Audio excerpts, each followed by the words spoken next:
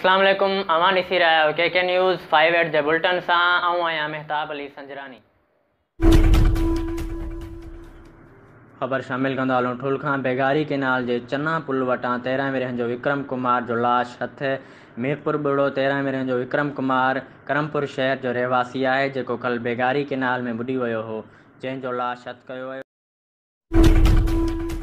ख़बर शामिल कंदा हलूं। भरिया रोड खां भरिया सिटी जे मेन चौक ते 15 खां मथे हथियारबंदनि जो सरेआम ॻोठाणनि मथां हमले में भरिया रोड जे ॻोठ शिजाह मोहम्मद वसेतड़ो वासी ऐं ॻोठ फुलूवाहण वासी 12 खां मथे ॻोठाणा सिकंदर अली वसेतड़ो, साजिद अली वसेतड़ो, ज़ीशान वसेतड़ो, हुसैन बख्श वसेतड़ो, माजिद नौशाद, सुहेल राशिद ऐं शहज़ादो वसेतड़ो ज़ख़्मी थी पिया। ज़ख़्मियुनि खे शहरनि ऐं भरिया सिटी पुलिस इस्पताल मुंतक़िल कयो, जिथे हिकु ज़ख़्मी सिकंदर वसेतड़ो खे ॻणती जोगी हालत में नवाबशाह रिफ़र कयो वियो।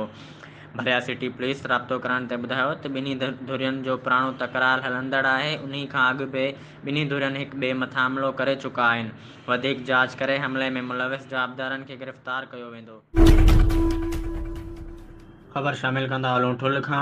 ठुल जिस्कम पारां शहर में वधंदड़ बदअमनी ख़िलाफ़ लियाकत सरकी, वाहिद सरकी, अब्बास अली ऐं ॿियनि जी अॻुवाणी में रहबर चौक खां एहतजाजी मुज़ाहिरो करे प्रेस क्लब आॾो नारेबाज़ी कंदे रोड ब्लॉक कयो। एहतजाज कंदड़ मुज़ाहिरीन जो चवणु हो त ठुल पुलिस जे नाअहली जे करे शहर में फुर ऐं चोरी जूं वारदातूं ॾींहों ॾींहुं वधी रहियूं आहिनि।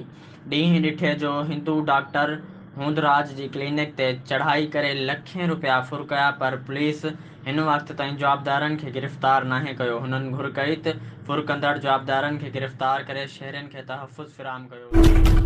ख़बर शामिल कंदा हलूं। कंदकोट लगोट बहादुर ख़ान चाचड़ जे रहवासी नौजवान इमदाद शेख जे 1 साला मासूम फ़ातिमा खे दिलि में सुराख़ हुजण करे पोरियत पंहिंजे घर जो अल तल खपाए मासूम जे इलाज ते ख़र्च करे छॾियो। इन सिलसिले में पोरियत इमदाद शेख मीडिया खे ॿुधायो त मुंहिंजी न्याणी खे दिलि में सुराख़ आहे ऐं अमन मुराद ख़ातून बि बीमारी सबबि बिस्तर बेड़ो थियल आहे, जिन जे इलाज लाइ मूं घर जो सॼो क़ीमती सामान खपाए छॾियो आहे। हाणे मूं वटि खाइण लाइ बि कुझु न बचियो आहे ऐं बेरोज़गारी सबबि फ़ाक़ा कशी ते मजबूर आहियां। मुंहिंजे वस वारनि समेत ज़िला इंतिज़ामिया खे अपील आहे त मुंहिंजी माली सहायता कई वञे त जीअं मासूम ऐं जीजल अमर जी ज़िंदगी बचाए सघां।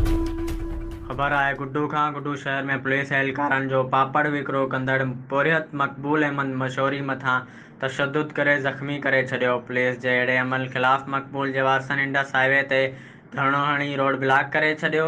एहतजाज कंदड़नि चयो त पुलिस एहलकार अज़ीम डोमकी खे रिश्वत न ॾियण जे करे नौजवान ते तशद्दुद करे ज़ुल्म कयो आहे। ॿिए पासे पुलिस ॿुधायो त BS फीडर जे कप में जुआ जी रांदि कनि पिया। पुलिस ईंदे ई जुआरनि में भाॼ पइजी वियो।